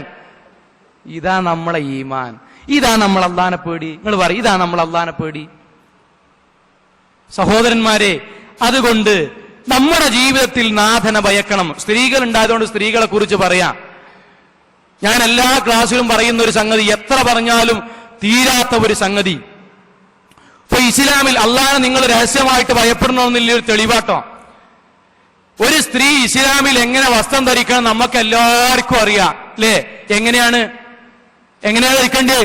മുഖവും മുൻകൈയും മൊഴികളുടെ ഭാഗം കട്ടിയുള്ള വസ്ത്രം കൊണ്ട് ശരീരം മറക്കുന്ന രൂപത്തിൽ വസ്ത്രം ധരിക്കണം അല്ലേ? അതെന്തിനാ? ഇപ്പൊ ഹെൽമെറ്റ് ഇടുന്നെന്ന് ബൈക്ക് യാത്രക്കാരനോട് പോലീസ് പറയാൻ കാരണം എന്താ? പോലീസിന് വല്ലതും കിട്ടിയിട്ടാ? അല്ല, പിന്നെന്താ? ഹെൽമെറ്റ് ഇട്ടാ എനക്ക് നല്ലതാട്ടോ, ഈ കുത്തി മറിഞ്ഞ് വീകുമ്പോ തല പൊട്ടാതാക്കാനാണ്. അതിനാ പറയണ, അല്ല പോലീസുകാർക്കൊന്നും ഉണ്ടായിട്ടല്ല. ഇതുപോലെ അള്ള പറഞ്ഞെന്ത്? പെണ്ണുങ്ങളെ, സ്ത്രീകളെ നിങ്ങൾ ഇസ്ലാമിന്റെ വസ്ത്രം ധരിക്കണം. അതിന് അള്ള പറഞ്ഞെന്താ? നിങ്ങൾ സംരക്ഷിക്കപ്പെടാൻ വേണ്ടിയിട്ട് അല്ലേ? ഈ അടുത്ത് ബസ്, നിങ്ങളെല്ലാരും വായിച്ചൊരു വാർത്തല്ലേ, ബസ്സിന്നൊരു ചങ്ങാതിയെ പിടിച്ചു. എന്തേ ബസ്സിന് പിടിച്ച്? പെൺകുട്ടിനെ തോണ്ടിയിട്ടോ പിടിച്ചിട്ടോ എന്തിനോ? അങ്ങനെ ഇവനും കൂട്ടിയിട്ട് നേരെ ബസ് എവിടേക്ക് പോയി?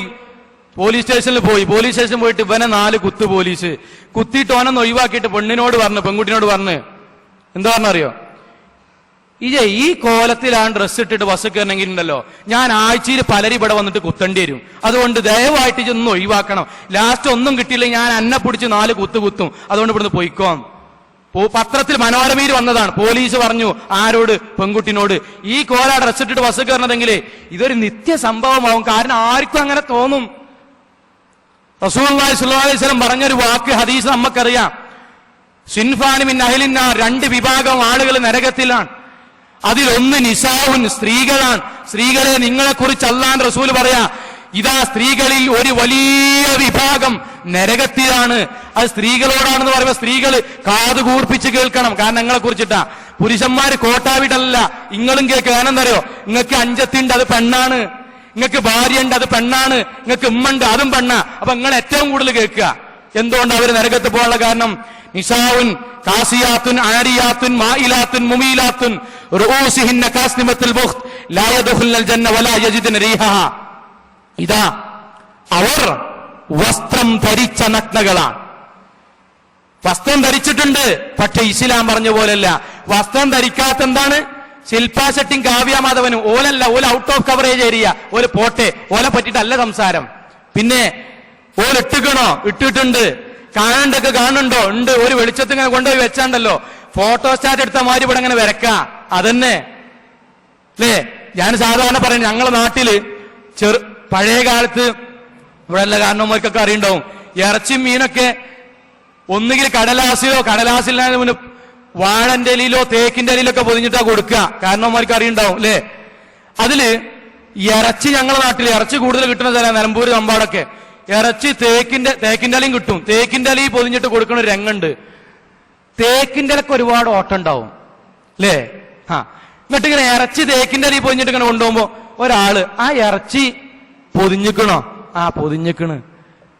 എന്നാ ആ ഇറച്ചിയൊക്കെ തേക്കിന്റെ ഉള്ളിൽ കൂടെ കാണുന്നുണ്ടോ? ഒക്കെ കാണുന്നുണ്ട്. ഇതുപോലെ നമ്മൾ പെണ്ണുങ്ങളെ വസ്ത്രം ഓലിട്ടിക്കണോ? ഇട്ടിക്കണ്. കാണുന്നതൊക്കെ കാണുന്നുണ്ടോ? ഒക്കെ ഇങ്ങോട്ട് കാണുന്നുണ്ട്.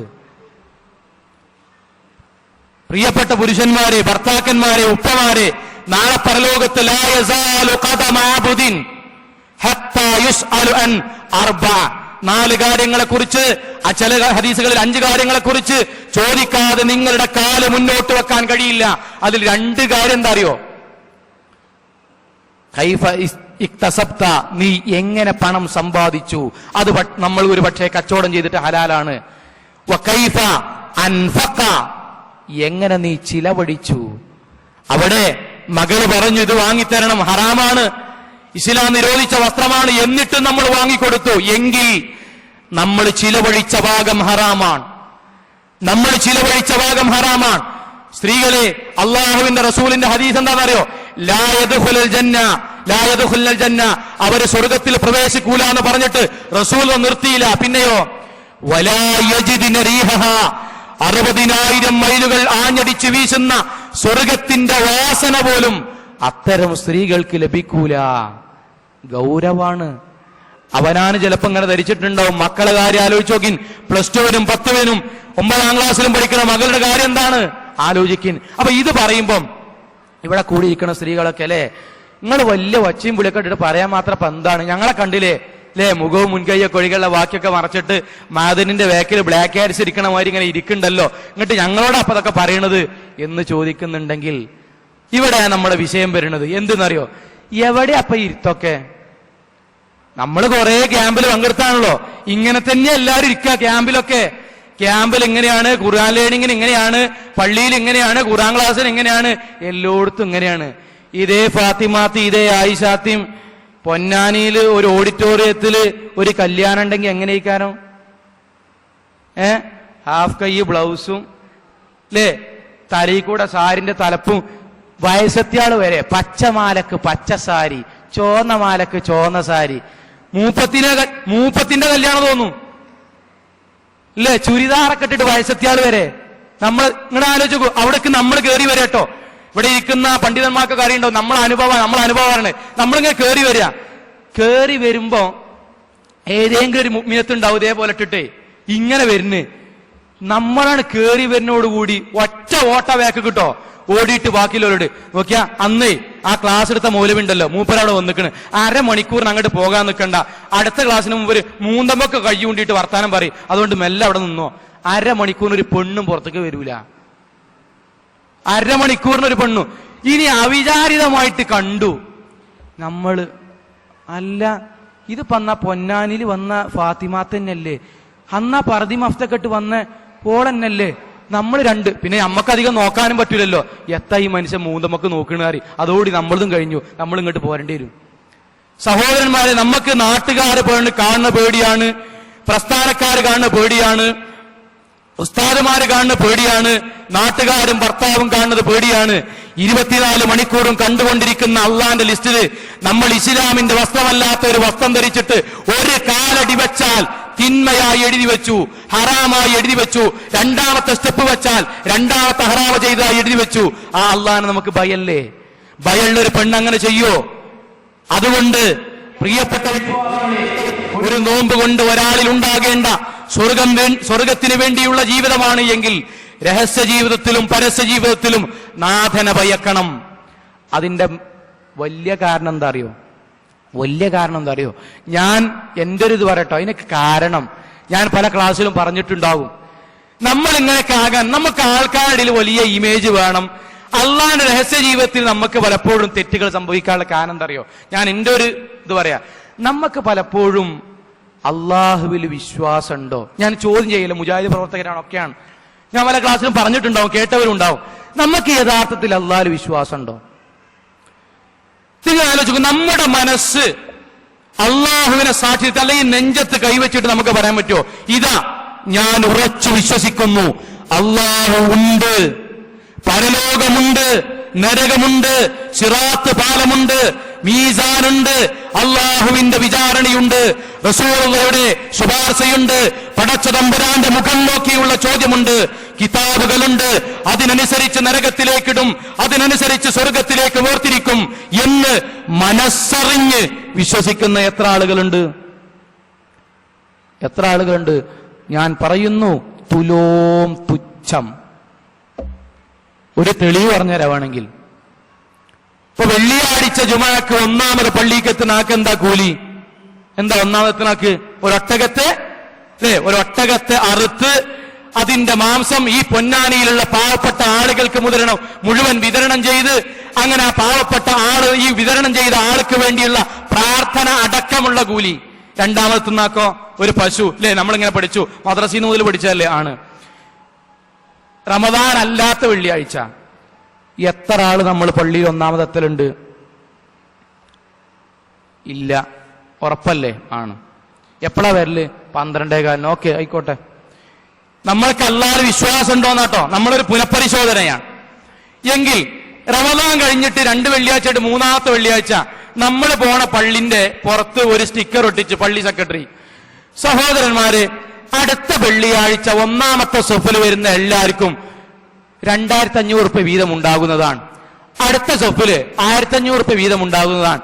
അവസാനത്തെ സൊഫിൽ വരുന്ന ആൾക്കാർക്കൊക്കെ 5ന്റെ കൊട്ടൻ രൂപ വിതരണം ചെയ്യുന്നതാണ് എന്ന് പറഞ്ഞിട്ടൊരു പേരെഴുതിയിട്ട് സീൽ വെച്ചിട്ട് പുറത്തു തൂക്കിയിട്ടാൽ എന്താ ഉണ്ടാകുക? നിങ്ങളെ മൂത്ത് നോക്കിയാൽ മനസ്സിലാകുന്നുണ്ട്. എന്താ അറിയോ? വ്യാഴാഴ്ച നട്ടപ്പായിരക്ക് തന്നെ പള്ളി എന്നറിയും. അതന്നെ താജൂസ്കാർത്തിങ്ങനെ നിൽക്കും, അല്ലേ? ഓരോരുത്തർക്കാണ് പൈസെങ്കിലോ മക്കളും അല്ലേ? അപ്പളാ ചെലവിൽ പടച്ചോനെ 4-5 കുട്ടികളുണ്ടെങ്കിൽ അന്ന് തന്നെ നോക്കിയേനി, നിരത്തി വെക്കേനി. കാരണം എന്താണ്? 2500 വെക്കാലോ. നിരന്ന് നിൽക്കും നട്ടപ്പായിരക്ക് തന്നെ പോയിട്ട്.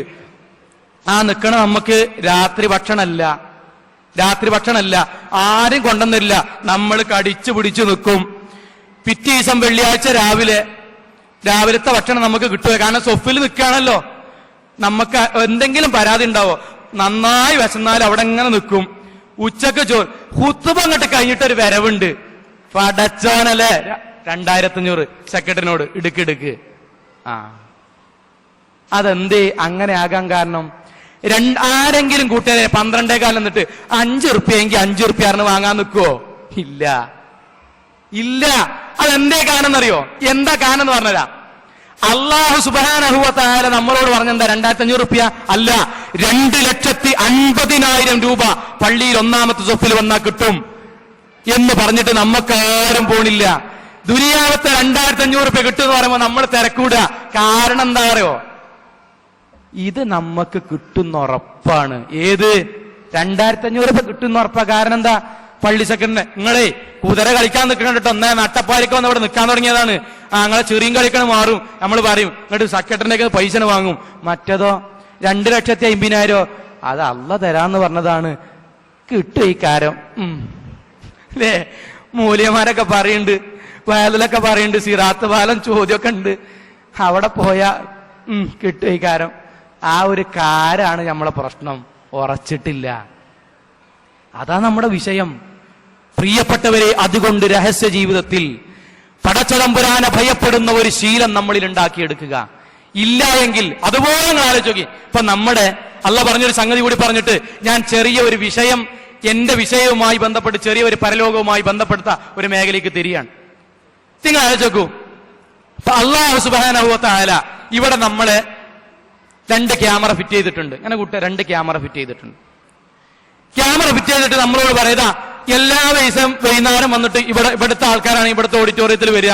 എന്നിട്ട് ഈ ക്യാമറയിൽ നമ്മൾ ചെയ്ത മുഴുവൻ പ്രവർത്തനങ്ങളും ഉണ്ടാവും. നിസ്കരിച്ചതുണ്ടാവും, നോമ്പോറ്റതുണ്ടാവും, ഒക്കെ ഉണ്ടാവും. അങ്ങനെ ആ പ്രവർത്തനങ്ങൾ ഇങ്ങനെ ഇവിടെ സ്ക്രീനിൽ ഇങ്ങനെ ഇടുക. അങ്ങനെ ഒരു നിസ്കാരത്തിന്, ഒരു ജമാഅത്ത് നിസ്കാരത്തിന് 50 റുപ്യ പെരിയിൽ വെച്ച് നിസ്കരിക്കുകയാണെങ്കിൽ, പള്ളിയിൽ ഒന്ന് നിസ്കരിക്കുകയാണെങ്കിൽ വൈകുന്നേരം ഇവിടുന്ന് 750 റുപ്യ കിട്ടും. നമ്മൾ ഇവിടുന്ന് നിസ്കരിക്കുള്ളൂ പള്ളിയിൽ നിന്ന്. ഓക്കെ ആണ്. അങ്ങനെ ഓരോ നിസ്കാരത്തിനും പള്ളിയിൽ വെച്ച് നിസ്കരിക്കുകയാണെങ്കിൽ 750 റുപ്യ, വീട്ടിൽ വെച്ച് നിസ്കരിക്കുകയാണെങ്കിൽ 50 റുപ്യ. അല്ല, സത്യം പറഞ്ഞാൽ 1000 റുപ്യ. സ്വതക്ക ഇവിടുന്ന് ഇങ്ങനെ 1 റുപ്യ കൊടുത്താൽ ഇവിടെ വൈകുന്നേരം വന്ന് അവിടെ 16 റുപ്യ തിരിച്ചു കിട്ടും. എന്താ അതിന്റെ കൂട്ടത്തിൽ അള്ളാന്റെ റസൂല് പറഞ്ഞു, ഇത് നുണ പറഞ്ഞാലുണ്ടല്ലോ -1000 ആവും, ഏശണി പറഞ്ഞാൽ -2500 ആവും. ഇങ്ങനെ പറഞ്ഞിട്ട് നമ്മളോട് പറഞ്ഞു വിട്ട നമ്മളെ അവസ്ഥ എന്തേക്ക് അറിയോ? നമ്മൾ രാവിലെ മുതൽ ഇങ്ങനെ സൂക്ഷിക്കും, ബടി ഉണ്ട് സംഗതി. ഇനി എന്താ കാണുന്നവർക്കൊക്കെ നമ്മൾ 1 റുപ്യ അങ്ങനെ കൊടുക്കും. കാരണം എന്താ അറിയോ? വൈകുന്നേരം ഇവിടെ വന്നാൽ എന്ത് കിട്ടും? ഓരോന്നിനും 1 റുപ്യ ഇവിടുന്ന് കൊടുത്താൽ മതി, വൈകുന്നേരം എന്ത് കിട്ടും? 10, 10,000, 20,000, 30,000 പടച്ചോനെ നിരത്തി നമ്മൾ കൊടുക്കും. അല്ലേ? ഉറപ്പാണ്. നിസ്കരിക്കാൻ ബാങ്ക് കൊടുത്തു. നമ്മളിങ്ങനെ സാധാരണ പെരയിൽ നിസ്കരിക്കാൻ നേരത്തെ നമ്മൾ ഇവിടെ നിസ്കരിക്കാൻ ആകെ 50 റുപ്യ കിട്ടുള്ളൂ. അല്ലേ?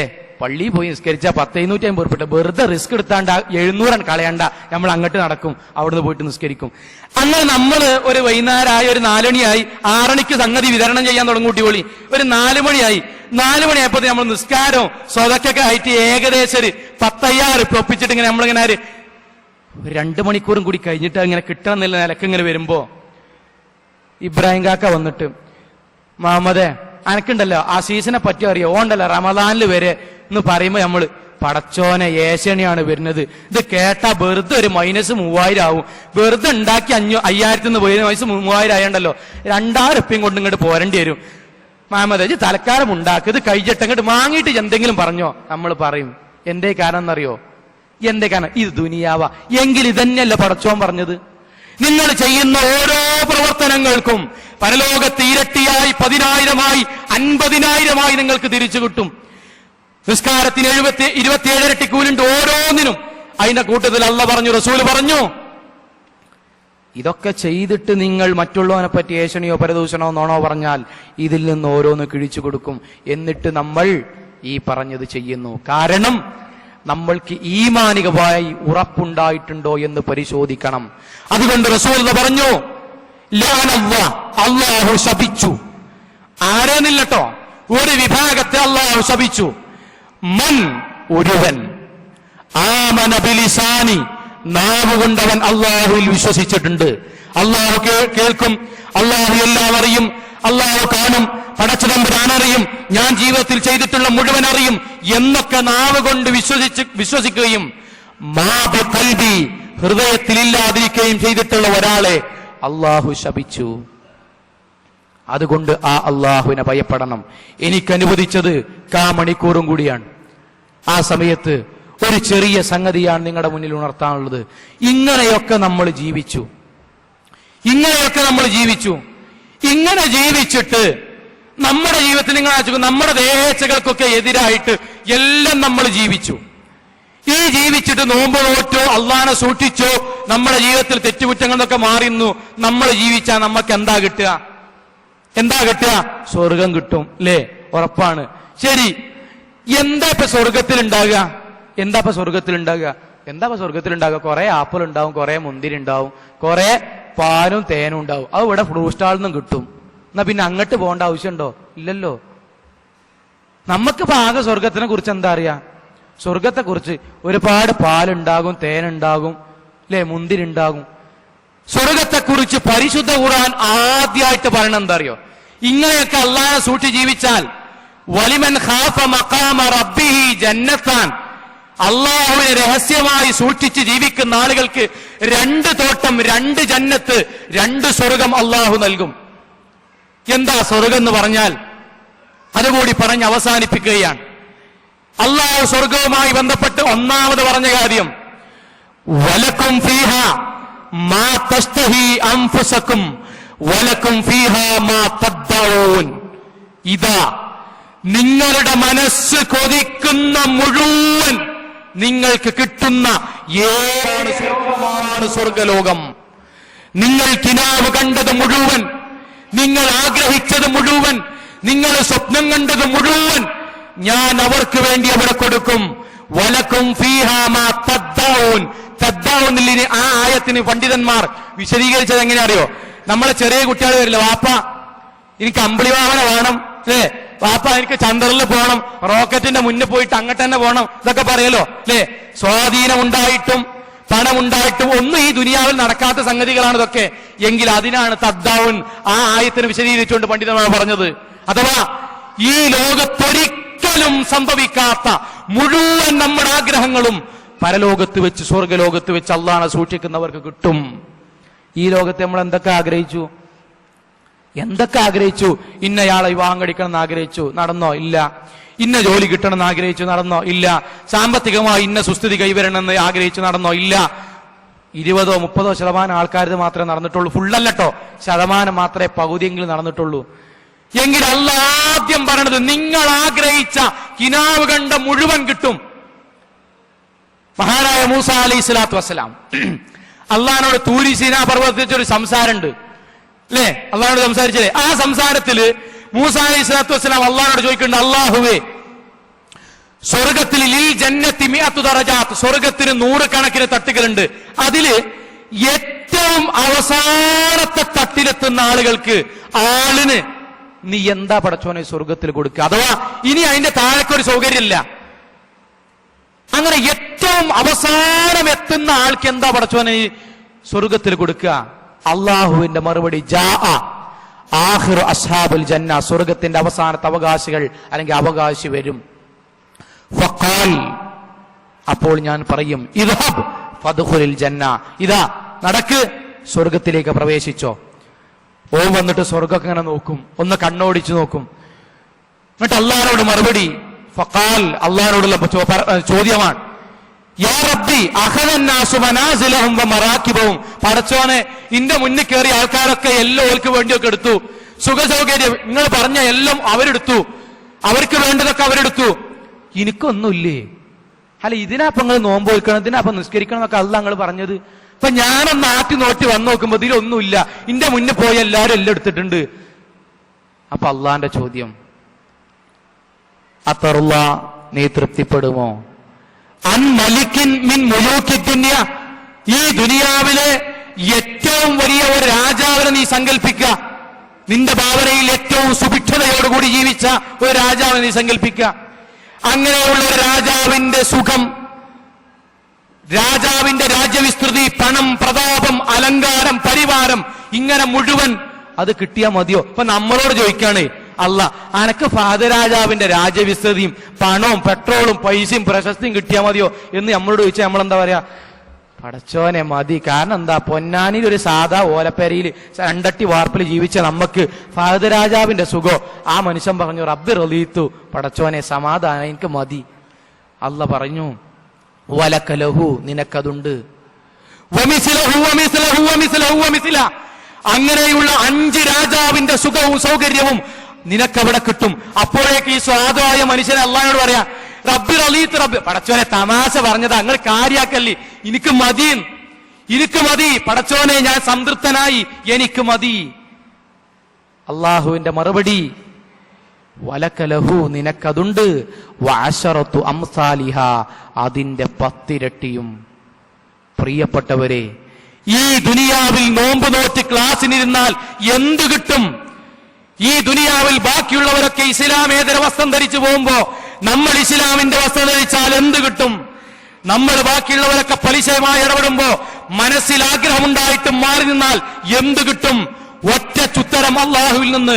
ഈ ദുനിയാവിൽ നിങ്ങളുടെ മനസ്സിൽ ഏറ്റവും സുഭിക്ഷമായി ജീവിച്ച, ഏറ്റവും സമാധാനപൂർണം എന്ന് നിങ്ങൾ കരുതിയ, ഐശ്വര്യപൂർണമായി ജീവിച്ച 50 രാജാവിന്റെ സുഖവും സൗകര്യവും നിങ്ങൾക്ക് അവിടെ കിട്ടും. ഇത് നിങ്ങൾക്ക് മനസ്സിലാകുന്ന ഭാഷയിൽ ഞാൻ പറഞ്ഞു തന്നേ ഉള്ളൂ. എന്നിട്ട് അള്ളാഹു ഓതുക, അള്ളാഹു പറഞ്ഞു തരിക. വലാ തഅലമു നഫ്സുൻ മാ ഉഖ്ഫിയ ലഹും മിൻ ഖുറത്തി അയ്നിൻ ജസാഅൻ ബിമാ കാനൂ യഅമലൂൻ. ലോകത്തൊറ്റ വ്യക്തിക്കും അറിയില്ല കേട്ടോ, എന്റെ സച്ചരിതരായ ആളുകൾക്ക് വേണ്ടി ഞാൻ മൂടിവെച്ച സ്വർഗത്തെക്കുറിച്ച്. ബിമാ കാനൂ യഅമലൂൻ, അവര് ദുനിയാവെന്ന് പ്രവർത്തിച്ചിട്ടാ. ഓൽക്ക് തോന്നിയതുപോലെ നടക്കാൻ അറിയാഞ്ഞിട്ടല്ല. ബാക്കിയുള്ളവരെ കളിയാക്കിയിട്ടുണ്ട്.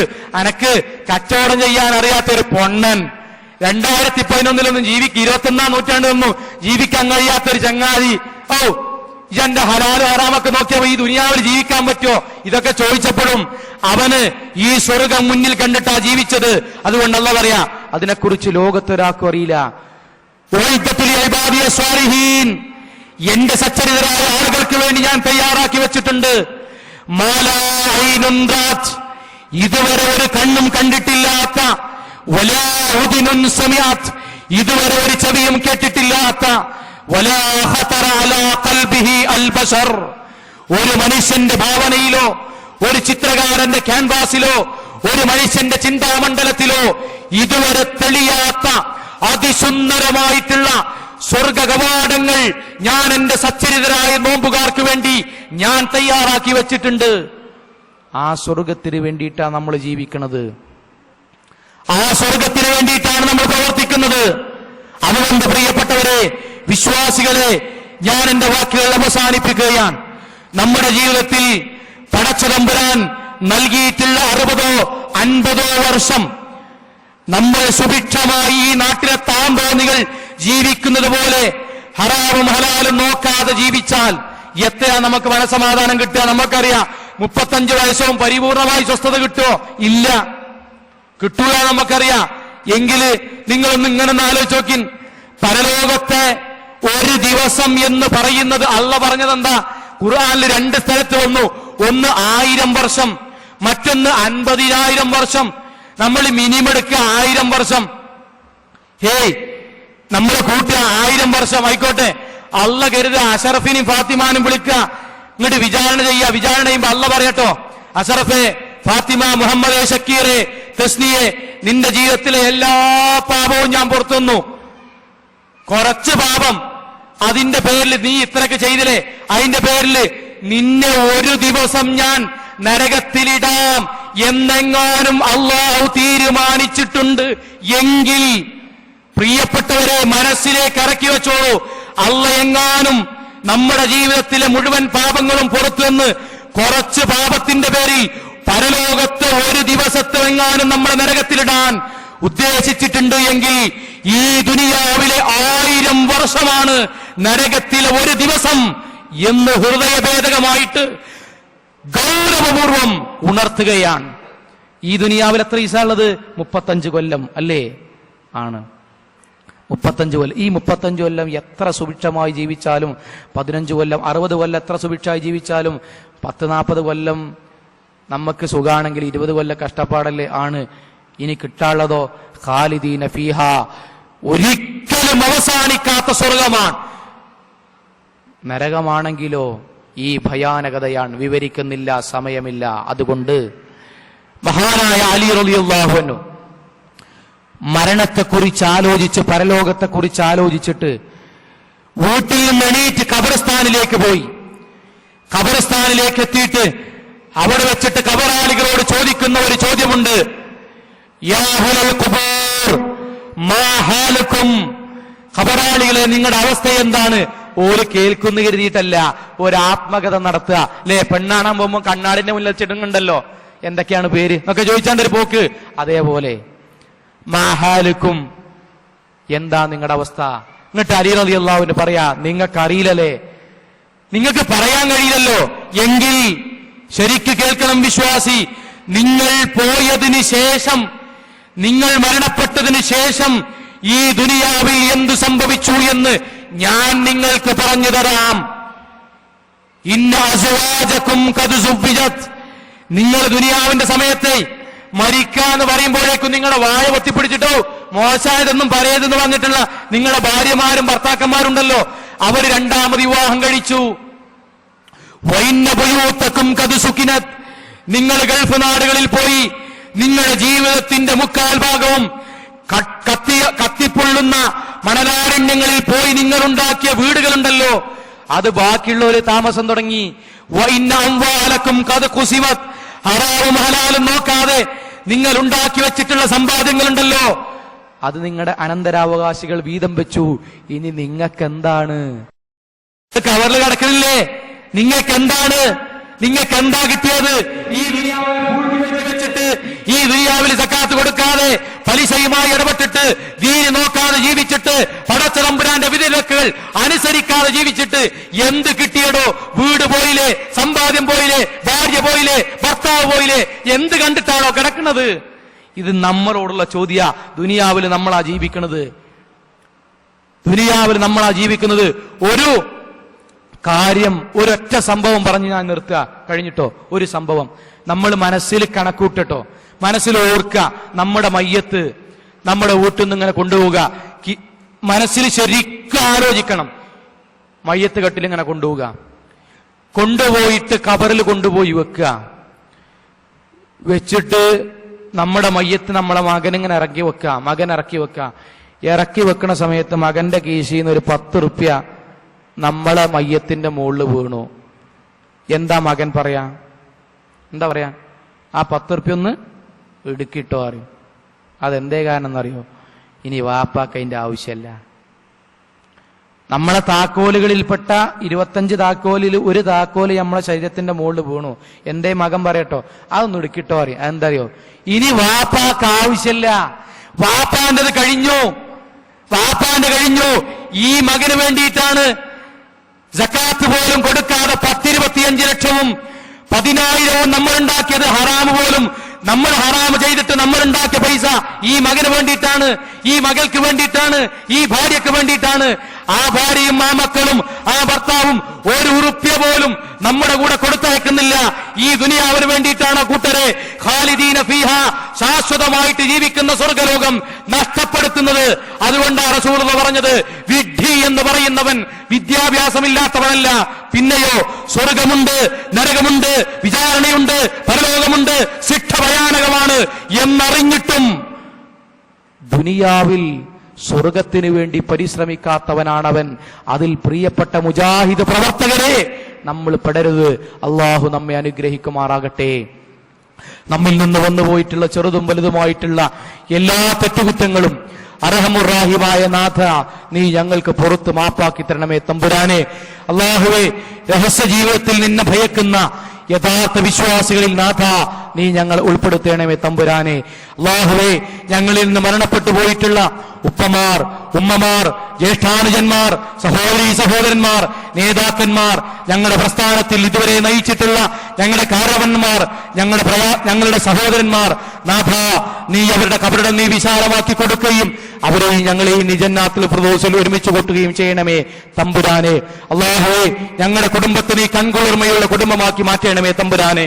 അല്ലാഹുവേ, നാളെ പരലോകത്ത് റസൂലുള്ളാഹി സ്വല്ലല്ലാഹു അലൈഹി വസല്ലമയുടെ കയ്യിൽ നിന്ന് ഹൗലുൽ കൗസറിലെ വെള്ളവും വാങ്ങി അല്ലാഹുവിനെ നഗ്നനേത്രം കൊണ്ട് കാണുവാനുള്ള സൗഭാഗ്യം ലഭിക്കുന്ന വിശ്വാസികളിൽ നാഥ നീ ഞങ്ങളെ ഉൾപ്പെടുത്തണമേ തമ്പുരാനെ. നാഥ, ജീവിതകാലം മുഴുവൻ നിന്നെ ഭയന്ന് ജീവിക്കുന്ന യഥാർത്ഥ വിശ്വാസികളിൽ നാഥ നീ ഞങ്ങളെ ഉൾപ്പെടുത്തണമേ തമ്പുരാനെ. പടച്ച തമ്പുരാനെ, വഴിതെറ്റിപ്പോകുന്ന വിഭാഗങ്ങളിലും അക്രമികളിലും ഒരിക്കലും നാഥ നീ ഞങ്ങളെ ഉൾപ്പെടുത്തരുതേ തമ്പുരാനെ. നാഥ, ജീവിതത്തിന്റെ ഒരുപാട് മേഖലകളിൽ അവിചാരിതമായിട്ടും രഹസ്യമായിട്ടും പരസ്യമായിട്ടും ചെറുതും വലുതുമായിട്ടും നാഥ ഒരുപാട് തെറ്റുകുറ്റങ്ങൾ നാഥ ചെയ്തിട്ടുണ്ട്. കാരുണ്യക്കടലായ നാഥ, നിന്റെ അനുഗ്രഹീതമായിട്ടുള്ള ഈ മാസത്തിൽ ഞങ്ങളുടെ എല്ലാ പാപങ്ങളും നീ കഴുകിത്തരണമേ തമ്പുരാനെ. നാഥ, റയ്യാൻ കവാടത്തിലൂടെ സ്വർഗത്തിലേക്ക് പ്രവേശിക്കുന്ന സച്ചരയരായിട്ടുള്ള വിശ്വാസികളിൽ നാഥ നീ ഞങ്ങളെ ഉൾപ്പെടുത്തണമേ തമ്പുരാനെ. പടച്ച തമ്പുരാനെ, കെലിമ ചൊല്ലിക്കൊണ്ട് ഭരിക്കുന്ന വിശ്വാസികളിൽ നീ ഞങ്ങളെ ഉൾപ്പെടുത്തണമേ തമ്പുരാനെ. നാഥ, ഞങ്ങൾക്കിടയിൽ രോഗം കൊണ്ടും തൊഴിലില്ലായ്മ കൊണ്ടും മക്കളുടെ വിഷയങ്ങളിലും കഷ്ടപ്പെടുന്ന ഒരുപാട് ആളുകളുണ്ട് നാഥ. അവരുടെ പ്രയാസങ്ങളെല്ലാം നീ ദൂരീകരിച്ചു കൊടുക്കണമേ തമ്പുരാനെ. അല്ലാഹുമ്മ ഇന്നക അഫ്വുൻ തുഹിബ്ബുൽ അഫ്വ ഫഅഫു അന്നാ. അല്ലാഹുമ്മ ഇന്നക അഫ്വുൻ തുഹിബ്ബുൽ അഫ്വ ഫഅഫു അന്നാ. അല്ലാഹുമ്മ ഇന്നക അഫ്വുൻ തുഹിബ്ബുൽ അഫ്വ ഫഅഫു അന്നാ. ربنا تقبل منا إنك أنت السميع العليم وتب علينا إنك أنت التواب الرحيم اغفر لنا يا غافر المذنبين وآخر دعوانا أن الحمد لله رب العالمين. السلام عليكم ورحمة الله وبركاته. അത്തൗഹീദ് ദ്വൈമാസിക ഇസ്ലാമിക വിഷയങ്ങളിൽ പണ്ഡിതോചിതമായ രചനകൾ, പഠന ഗവേഷണ രംഗങ്ങളിൽ ഇസ്ലാമിനെ പരിചയപ്പെടുത്തുന്ന പ്രൗഢമായ പ്രതിപാദനങ്ങൾ, ആധുനിക വിഷയങ്ങളിൽ ലോക മുസ്ലിം പണ്ഡിതന്മാരുടെ അഭിപ്രായങ്ങളും മതവിധികളും. അത്തൗഹീദ് ദ്വൈമാസിക മലയാളത്തിലെ വേറിട്ട ഇസ്ലാമിക പ്രസിദ്ധീകരണം. അത്തൗഹീദ് ദ്വൈമാസിക, KNM office, Markazudawa, RM road, Kozhikode. വായനയുടെ ഇസ്ലാമിക മാനം. ശബാബ് വാരിക, പുടവ കുടുംബമാസിക. ഇസ്ലാമിക വിഷയങ്ങളിൽ പ്രമാണബദ്ധമായ ലേഖനങ്ങൾ, കാലിക പ്രശ്നങ്ങളിൽ ശക്തമായ ഇടപെടലുകൾ, ചോദ്യോത്തര പംക്തികൾ, തീവ്രവാദത്തിനും യാഥാസ്ഥികതയ്ക്കും നവയാഥാസ്ഥികതയ്ക്കുമെതിരെയുള്ള ശക്തമായ ചെറുത്തുനിൽപ്പ്. ശബാബ് വാരിക, പുടവ കുടുംബമാസിക, മർക്കസുദഅവ, RM റോഡ്, കോഴിക്കോട്.